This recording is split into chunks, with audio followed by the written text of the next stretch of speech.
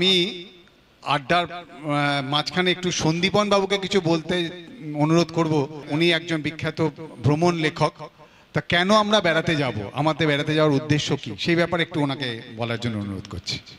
উপস্থিত সবাইকে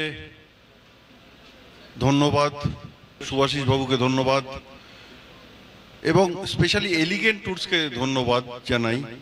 এমন একটা সুন্দর সময় আমাদেরকে একসঙ্গে আনার জন্যে।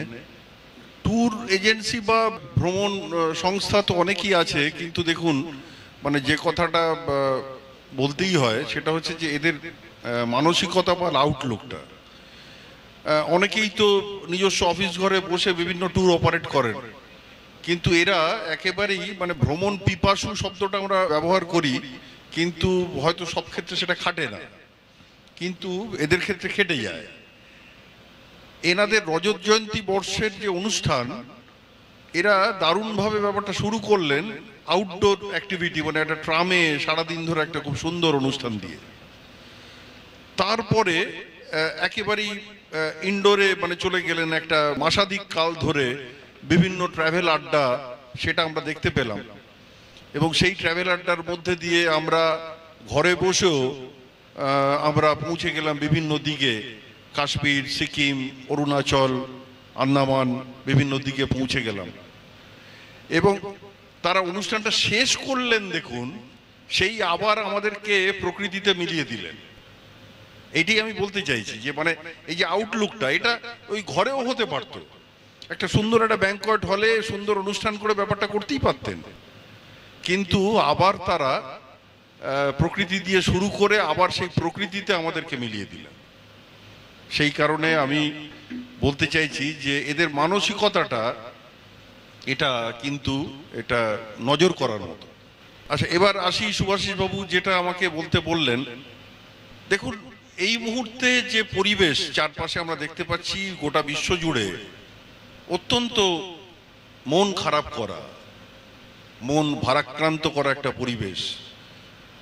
যুদ্ধ বিধ্বস্ত পৃথিবী, উদ্ভ্রান্ত সেই আদিম যুগে স্রষ্টা যখন নিজের প্রতি অসন্তোষে নতুন সৃষ্টিকে বারবার করছিলেন বিধ্বস্ত, সেই আফ্রিকার যে সুর দিয়ে রবীন্দ্রনাথ বলেছিলেন, তখনও একটা যুদ্ধ বিধ্বস্ত একটা আবহাওয়ার থেকে কবিকে এটা বলতে বাধ্য করেছিল।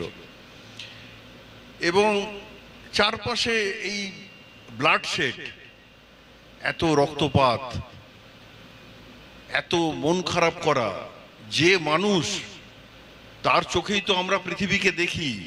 পৃথিবীর সর্বশ্রেষ্ঠ সম্পদের নাম হচ্ছে মানুষ। রবীন্দ্রনাথ বললেন, বারে বারেই তার কথা আসবে, আমি কবিতাতে, সবাই জানেন আপনারা, আমারই চেতনার রঙে পান্না হলো সবুজ, চুনি উঠল রাঙা হয়ে, আমি চোখ মেললাম আকাশে, জ্বলে উঠল আলো পূবে পশ্চিমে।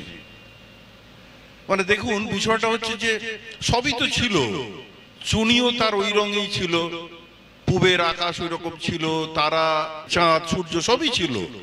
তাদেরকে অ্যাসেস কে করবে? আজকে যদি মনুষ্য জাতি না থাকতো বা আমরা যদি না থাকি, আমাদের চোখে তো এই যে এত সুন্দর আমরা একটা সানসেট দেখলাম, আজকে আমরা এই গঙ্গাবক্ষে ভ্রমণ করছি বলে এই সানসেটটা নজরে পড়লো। আমি আমাদের অস্তিত্বকে বজায় রেখেই বলছি যে এই মুহূর্তে যদি আমাদের অস্তিত্ব গঙ্গাবক্ষে না হতো, তাহলে আমরা এত সুন্দর সানসেট দেখতে পেতাম না। এইবার ধরুন আমাদের অস্তিত্বই নেই, মানুষ নেই, তাহলে কোনটা নদী, কি তার সৌন্দর্য, কোনটা কি, কে বিচার করবে? অথচ সেটা কিছু মানুষ সেটা মনে রাখেন না, নানাবিধ কারণ, তার মধ্যে যাওয়ার দরকার নেই, কিন্তু সেই প্রাণ যাচ্ছে এবং তার দ্বারা আমরা ভারাক্রান্ত হচ্ছি। তা এইরকম একটা পরিস্থিতিতে মন ভালো করার উপায় দেখুন অনেক কিছু আছে, গান বাজনা, তার মধ্যে দিয়ে আমরা শুনে, সঙ্গীত একটা বড় ব্যাপার। এবং আরেকটা বড় ব্যাপার যে সুরটা দিয়ে সুভাষিস বাবু শুরু করলেন, সেটা হচ্ছে ভ্রমণ। ভ্রমণ মানুষকে একটা বড় আকাশ উপহার দিতে পারে। আমরা বিভিন্ন দিকে যদি আমরা বেরিয়ে পড়ি, তাহলে সেখানে ওই সময়ের জন্য যে আমাদের মধ্যে ভালো লাগাটা কাজ করবে, সেইটা কিন্তু আমাদেরকে মানে এটা একটা দারুণ একটা প্রাপ্তি। পরবর্তীকালে দেখবেন আমরা বিভিন্ন ভ্রমণের পর যখন আমরা বাড়িতে ফিরি, এক একটা ট্যুর আমাদের সারা জীবনের স্মৃতি হয়ে থাকে। পরবর্তীতে হয়তো অনেকেই আমরা সেই জায়গাতে আর যেতে পারি না, কিন্তু সেই যে পার্টিকুলার সময়ে আমরা সেখানে ঘুরেছি, সেই সুন্দর মুহূর্তগুলো কিন্তু আমাদেরকে সারা জীবন আমরা লালন করি। সুতরাং ভ্রমণ একটা বড় অস্ত্র, বা বড় বলবো যে একটা বড় জিনিস, যেটার দ্বারা আমরা খারাপ মনও ভালো হয়ে যায়, বা আমরা রসদ খুঁজে নিতে পারি। এই রকম একটা বিষাদময় পরিবেশ বা পরিস্থিতি যেটা এই মুহূর্তে গোটা বিশ্বে বিরাজ করছে। আর দেখুন, travelling as a part of education, এটা আমরা ছোটবেলাতে আমরা এসেতেও লিখেছি, আমরা পাঠ্য বইতে পাঠ করেছি। তখন হয়তো আমরা যতটা পরীক্ষার জন্য এটা পড়েছি তখন অতটা বুঝতে পারিনি, কিন্তু পরবর্তীকালে যখন আমরা বিভিন্ন দিকে বেরিয়ে পড়েছি, আমরা দেখেছি যে বেড়াতে বেড়াতে, বেড়ানো তো হচ্ছেই, মনের আনন্দ হচ্ছে, কিন্তু যে শিক্ষা আমরা প্রতি মুহূর্তে পাচ্ছি, এইটার বোধহয় কোনো তুলনা নেই। আর আমাদের দেশ ভারতবর্ষ একটা মহাদেশের মতো, বৈচিত্র্যের মধ্যে ঐক্য।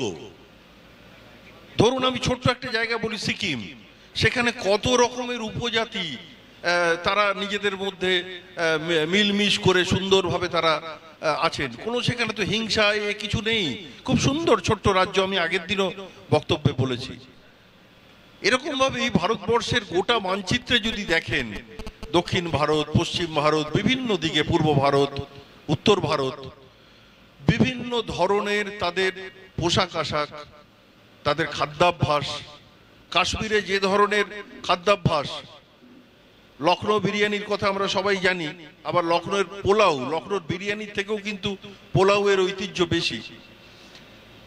দক্ষিণে একেবারেই অন্য পোশাক আশাক, খাদ্যাভ্যাস, এই সবটাই একটা গোটা দেশে বিভিন্ন ধরনের। এটা তো প্রতি মুহূর্তে আমরা এই জিনিসগুলো আমরা খুঁজে পাই, বা এগুলোর দ্বারা আমরা শিক্ষিত হই। তাই সেই কারণে আমরা এই ভ্রমণটা প্রতি মুহূর্তে আমাদের মনের ওপর একটা বড় প্রভাব বিস্তার করে, আমাদের আনন্দ দেয়। তাই নিশ্চয়ই আমরা বিভিন্ন অবকাশে বেরিয়ে পড়ব। আর এলিগেন্ট ট্যুরস তো আছেই, অনুপম বাবু আছেন, সেই আমাদের ভালো লাগাকে রূপায়িত করবার জন্যে এলিগেন্টলি হাজির এলিগেন্ট ট্যুরস। ধন্যবাদ, ভালো থাকবেন সবাই।